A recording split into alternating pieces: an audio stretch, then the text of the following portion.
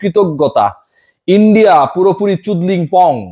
বাংলাদেশে গত কয়েক মাসে সবচেয়ে আলোচিত কথা, ডায়ালগ চুদলিং পং। ইন্ডিয়া আজকে সত্যি সত্যি চুদলিং পং হয়ে গেল। এখন আপনারা বলতে পারেন আপনি একজন ভদ্র মানুষ, আপনি কি সব শব্দ ব্যবহার করেন। ভাই, বাংলাদেশের আজকের এই জয়কে আপনি যে কোনো ভাবে যদি ব্যাখ্যা করার চেষ্টা করেন, এবং ইন্ডিয়া যেভাবে হেরেছে, যেভাবে মাস্তানি করেছে, যেভাবে দাদাগিরি করার চেষ্টা করেছে, যেভাবে বডিলি ফাইটে মনে হচ্ছিল যে ফুটবল না রেসলিং খেলতে নেমেছিল, যেভাবে বাংলাদেশি ফুটবলারদেরকে কখনো হামজা, কখনো সমিত, কখনো রাকিব, কখনো মুরসালিনকে যেভাবেই হোক, ওই যে দেখি না আমরা যে সীমান্তের ওপার থেকে এপারে করে মানুষগুলোকে হচ্ছে, সেই স্টাইলে যেন একটা চেষ্টা চলছিল যে বাংলাদেশের ফুটবলারদেরকে আহত করে হলেও এই ম্যাচটা জেতা যায় কিনা। তাদের এই পরাজয়টা আমার সেই ডায়লগ কি মনে করিয়ে দেয়, চুদলিং পং। 1-0 গোলে হেরেছে বাংলাদেশ দল। যেই জিনিসটা করতে পারে না সেই জিনিসটা করে দেখিয়েছে, অনেকটাই যেন করে দেখিয়েছে ঢালাই স্পেশাল সিমেন্টের মতো। এই সিমেন্ট যদি আপনি ব্যবহার করেন, আপনার যে কোনো ঢালাই, সেটা হতে পারে ছাদ, যে কোনো ফাউন্ডেশন, কলাম, সেটা যেই হোক না কেন, আপনার সময় এবং অর্থ দুটাই বাঁচবে। কোনোটা বাঁচবে 25% পর্যন্ত, কোনোটা বাঁচবে 18% পর্যন্ত। বাংলাদেশ দল সেই অলরাউন্ড পারফরমেন্সটা দেখিয়েছে। বাংলাদেশ ডিফেন্সে অসাধারণ করেছে, অসংখ্য চান্সেস ক্রিয়েট করেছিল আজকে ইন্ডিয়া, কিন্তু সেই সুযোগগুলো তারা কাজে লাগাতে পারে নাই। বাংলাদেশ দল মিডফিল্ডে অসাধারণ করেছে।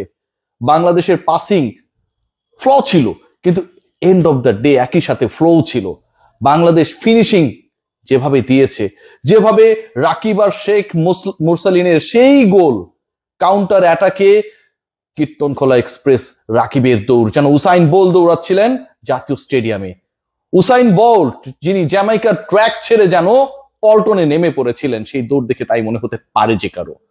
এবং সেই দৌড়ে যেভাবে বলটা পাস করে দিলেন, অসাধারণ ফিনিশ করে, পেছনে পেছনে অন্তত উসাইনের গতিতে না হলেও ব্রেকের গতিতে যেন দৌড়াচ্ছিলেন আরেক ফুটবলার। ফিনিশিংটাকে দিতেই হবে, বাংলাদেশকে জয় এনে দিতেই হবে, লিড এনে দিতেই হবে। 11তম মিনিটে সেই শেখ মুরসালিন। বাংলাদেশ এগিয়ে গেল। যে বাংলাদেশ এগিয়ে যায়, গোল করে, বিভিন্ন সময় সম্ভাবনা ক্রিয়েট করে, এবং শেষ পর্যন্ত সেই সম্ভাবনাকে কাজে লাগাতে পারে না। শেষ মুহূর্তে গিয়ে গোল রিসিভ করে, শেষ মুহূর্তে গিয়ে টেম্পো হারিয়ে ফেলে, শেষ মুহূর্তে গিয়ে জটিলতায় ভোগে, ফ্রেশ লেগস না থাকার কারণে একটা টায়ার্ডনেস কাজ করে। সবকিছু আজকের এই দিনটায় বাংলাদেশ যেন ভুলিয়ে দিয়েছে। এশিয়ান কাপ বাছাই পর্বে বাংলাদেশ, কোয়ালিফায়ারে বাংলাদেশ প্রথম জয় পেয়েছে। এখন পর্যন্ত একমাত্র জয়, আর জয় পাবার বা আর খেলারও সেরকম কোনো সুযোগ বা অপরচুনিটি আমরা সেভাবে পাবো না। কিন্তু এন্ড অফ দ্য ডে এই জয়টা যেন এশিয়ান কাপে বাংলাদেশকে কোয়ালিফায়ার জয় করার আনন্দ এনে দিয়েছে। এই জয় যেন বাংলাদেশের বিশ্বকাপ জয়ের সমান হয়ে গেছে, কারণ মাঝখানে রয়েছে 22টা বছরের গ্লানি, কষ্ট, ইতিহাস, না পারার আক্ষেপ। প্রত্যেকটা আক্ষেপকে আজকে পুষিয়ে দিয়েছেন কখনো হামজা চৌধুরী, কখনো সমিত সোম, এবং যেই গোলকিপারকে নিয়ে আলোচনা সবচেয়ে বেশি হয়, মিতুল মার্মা, তিনিও আজকে খারাপ করেননি, যদিও তিনি ব্ল্যান্ডার করেছিলেন, সেই আলোচনা আমি আসবো। 22 বছর পর ভারতকে হারানো, এ যেন নতুন বাংলাদেশের নতুন জয়, এ বাংলাদেশের যেন বিশ্বকাপ জয়। হামজা চৌধুরী গোল করেননি, আমি পোস্ট করেছিলাম যে হামজা আজ কয় গোল করবে। অনেকেই বলছিলেন ভাই ওকে দিয়ে আর কি কি করাবেন, মিডফিল্ড কন্ট্রোল করাবেন, ডিফেন্স কন্ট্রোল করাবেন, অলমোস্ট গোলকিপিং করাবেন, যেটা আমরা অপেক্ষায় ছিলাম। এটাকে আমরা বলছিলাম যে হামজা শুধুমাত্র গোলকিপিং করাটাই বাকি, গোল করাবেন। সেই হামজা চৌধুরী আজকে যেভাবে খেলেছে, সেই হামজা চৌধুরী আজকে যেভাবে উদ্বেলিত করেছে জাতীয় স্টেডিয়ামের প্রায় 25,000 মানুষকে, টেলিভিশন সেটের সামনে বসে থাকা কোটি কোটি মানুষকে, এক কথায় বলতে হয় হামজাই বাংলাদেশ, হামজাই বাংলাদেশ। বাংলাদেশ গোল খেতে খেতেও খায়নি শুধুমাত্র এই হামজার কারণে। গোল দিয়ে এগিয়ে যাওয়া 11তম মিনিটে বাংলাদেশের লিডটা শেষ পর্যন্ত নাও থাকতে পারত।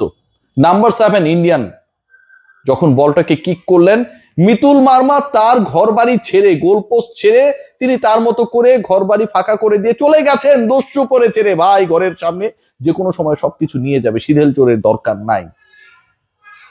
সেই কিকটা হামজা চৌধুরী তার মাথা দিয়ে ঠেকিয়ে দিলেন। গোলকিপারের ভূমিকায় যে হামজা চৌধুরীকে দেখার আক্ষেপ অপেক্ষা ছিল বাংলাদেশের 18 কোটি মানুষের, সেই তাদের জন্য পরিস্থিতি হামজা চৌধুরীকে আজকে গোলকিপারে বানিয়ে দিল। বিদেশিদের দেখেছেন মাঠে, অসংখ্য বিদেশি গেছে বাংলাদেশ ফুটবল দলের জার্সি গায়ে, লাল সবুজের পতাকা হাতে। বাংলাদেশের গ্যালারিতে যেন মেক্সিকান ওয়েভ। এই যে অসাধারণ একটা মোমেন্ট, অসাধারণ একটা মুহূর্ত, যেটা সবাইকে এক করেছে শুধুমাত্র আমার কাছে মনে হয় একজনকে ছাড়া, তিনি হচ্ছেন আসিফ আকবর, যিনি ফুটবল এবং ফুটবলারদেরকে বেয়াদব বলেন, আবার বলেন এটা নাকি স্লেজিং। আপনারে ভাই কেউ চেনেই না, স্লেজিং করবে কে? স্টিভ ওয়া, মার্ক ওয়া, রিকি পন্টিং কিংবা বিরাট কোহলির মতো ক্রিকেটার, শোয়েব আক্তারদের মতো গ্রেটরা। আপনি যখন ক্রিকেট বোর্ডের ডাইরেক্টর হবার পরে সেই ওয়েটটা না বুঝে আমাদের ফুটবলকে ছোট করেন, উল্টাপাল্টা কথা বলেন, আজকের এই বাংলাদেশের জয়টা যতটা না ইন্ডিয়াকে উৎসর্গ করা হয়েছে, আমার কাছে মনে হয় মনে মনে ফুটবল ফেডারেশন, ফুটবলার, এক্স বর্তমান সংগঠক সবাই আমার প্রিয় গায়ক ও পিয়া, ও পিয়া তুমি কোথায়, আসিফ আকবরকে আজকে জয়টা উৎসর্গ করেছে। খেলা দেখেছেন ভাইজান? হামজাদের চিনে রাখেন, আপনাকে কেউ না চিনলে উনারে সবাই চেনে। বাংলাদেশ আজকের ম্যাচটা যেভাবে জিতেছে, এক কথায় অসাধারণ, এক কথায় ডমিনেটিং। এইরকম ফুটবল খেলতে গিয়ে বাংলাদেশ বিভিন্ন সময় হোঁচট খেয়েছে। আমরা দেখেছিলাম যে বাংলাদেশ শেষ মোমেন্টে টানা 2 গোল দিয়েছে, ইকুয়ালাইজার হয়েছে, শেষ মোমেন্টে গিয়ে গোল খেয়ে কান্নায় ভেঙে পড়েছে। আজকের ম্যাচটা সবচেয়ে বেশি এক্সাইটমেন্টের সময়টা ছিল যখন বাংলাদেশের শেষ 10 মিনিটে খেলা হচ্ছিল। 90 পেরিয়ে যাওয়ার পর যখন ইনজুরি টাইম আরো 6 মিনিট অ্যাড করা হয়, সেটা যেন সুপার এক্সাইটমেন্ট। সেই সময়টায় বাংলাদেশ পারবে বা নাকি বাংলাদেশ আরো একবার পা হরকাবে, বাংলাদেশের ডিফেন্সের ভুলে আরো একটা গোল হয়ে যাবে, বাংলাদেশের এই ম্যাচটা সমতায় শেষ হবে। শেষ পর্যন্ত কোনোটাই হয় নাই। এশিয়ান কাপ বাছাই পড়বে বাংলাদেশের সবচেয়ে বড় অর্জন কি জানেন? সত্যিকারী প্রতিযোগিতামূলক ম্যাচে আজকে হামজা চৌধুরী, যিনি বাংলাদেশ প্রথম জয়টা পেয়েছেন, সমিত সমাজকে প্রথম জয়টা পেয়েছেন, আজকে হামজা চৌধুরী প্রথমবারের মতো গোলকিপিং করেছেন। আজকে যেভাবে উসাইন বোল্টের গতিতে রাকিব দৌড়েছেন আর মোরসালিন যেভাবে ফিনিশ করেছেন, মনে হচ্ছিল যে আমরা লা লিগার খেলা দেখি, মনে হচ্ছিল যে আমরা ইংলিশ লিগ দেখছি, মনে হচ্ছে আমরা বিশ্বকাপের কোনো একটা খেলা দেখছি। যে এই ম্যাচটায় এত বেশি এক্সাইটমেন্ট, আমাদের প্রিয় দল খেলছে, সেই দলটা যে বাংলাদেশ, সেই দলটা যে বাংলাদেশের এত কোটি মানুষকে আজকে এক করেছে আসিফ আকবর ছাড়া, অসাধারণ একটা মুহূর্ত।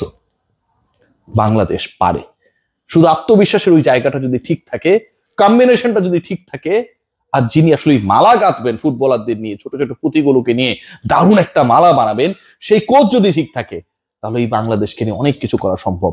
এই বাংলাদেশ অন্যরকম, এই বাংলাদেশ অদম্য। এই বাংলাদেশে প্রত্যেকটা ফুটবলারকে দেখলে আপনার গা, আপনার লোম শিউরে উঠবে। এরা প্রত্যেকেই ভাই, এরা প্রত্যেকেই জীবন দিয়ে এখানে খেলতে নামেন। ভেবে দেখতে পারুন, এই হামজার মতো, সমিত সোমদের মতো যারা হাই প্রোফাইল লিগে ফুটবল খেলেন, সেই তারা প্রত্যেকটা ম্যাচে ম্যাচ ফি বাবদ কত টাকা পান। এখানটা যে খেলেন 10-15 হাজার টাকার বেশি বাফুফে তাদের দিতে পারে না। শুধুমাত্র দেশের জন্য ভালোবেসে এখানটা এসছেন ফুটবলটা খেলতে।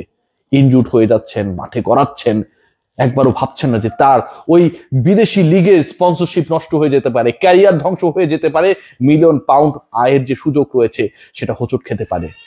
বাংলাদেশটা এমনই, বাংলাদেশের হামজা চৌধুরীরা এমনই ডেডিকেটেড। আর এই ডেডিকেটেড সোলটা যখন এক হন, তখন কোনো চুদলিংপং ইন্ডিয়া টাইম থাকে না। 22 বছর পরে হোক, 25 বছর পরে হোক, ইন্ডিয়া ছেড়েছে, কেবল শুরু। দেখবেন এটা কত দূর পর্যন্ত যায়। এই বাংলাদেশকে ঠেকানোর সাধ্য কার? সময় আসুক, দেখবেন সবকিছু। Take care.